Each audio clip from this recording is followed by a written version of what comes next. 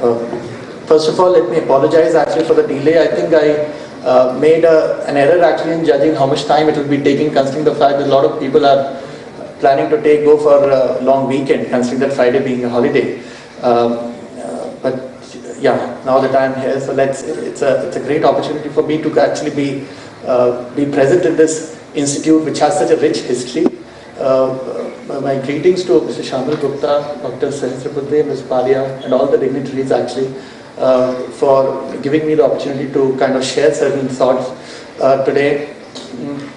I would say that being amidst students actually is a matter of immense opportunity always, and for the simple reason that you are all actually planning to get into industry in the next few years.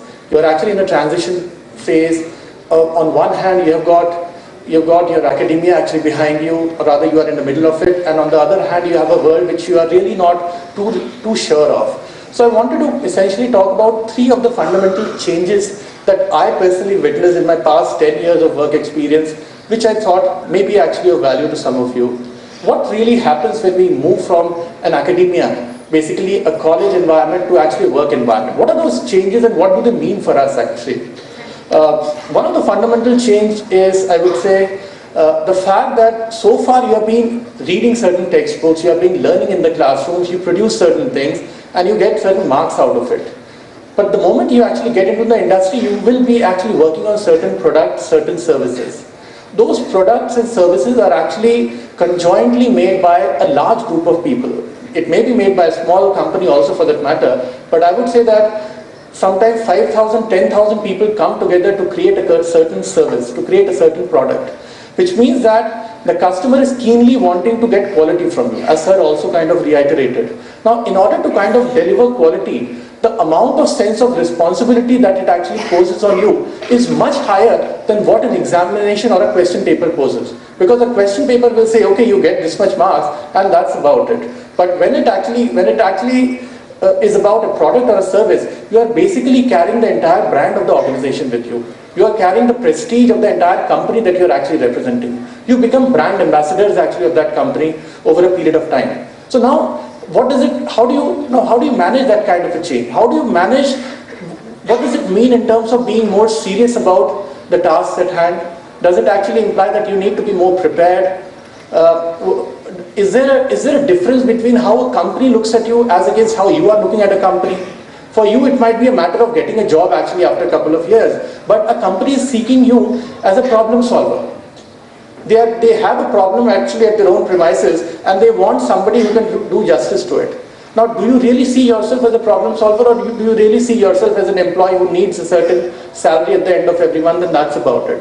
So these kind of questions need to kind of, I would say that you need to confront these questions, and how you answer these questions will decide how you position yourself in the organization. So that's one.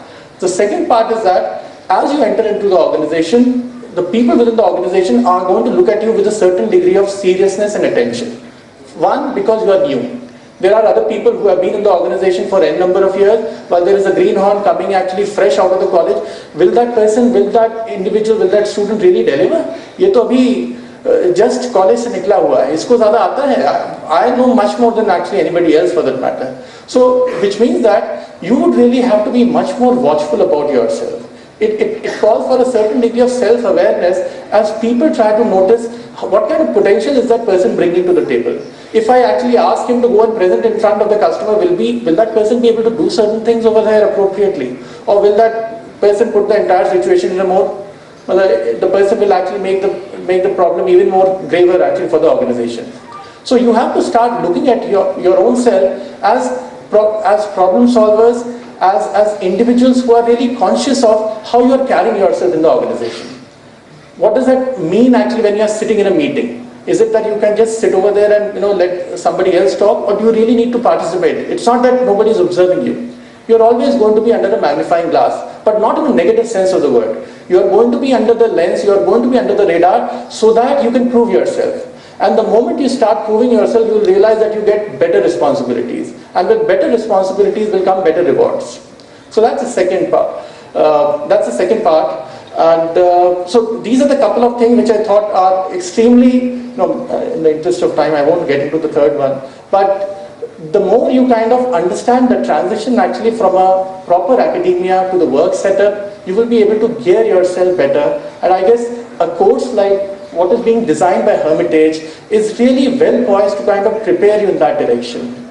The more you realize what the elements of these courses are preparing you towards, the more you take them not as just certain inputs actually coming to you, but in the context of where are you essentially heading towards.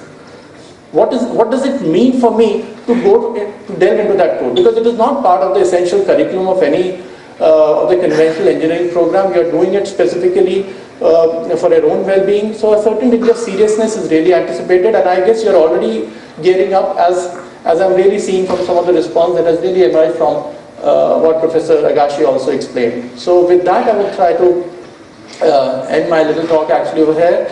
I wish you all the very best, and hope to see you all actually in future in extremely interesting assignments, engaging with wonderful problems and contributing both to your own self and also to the country plan. Thanks so much.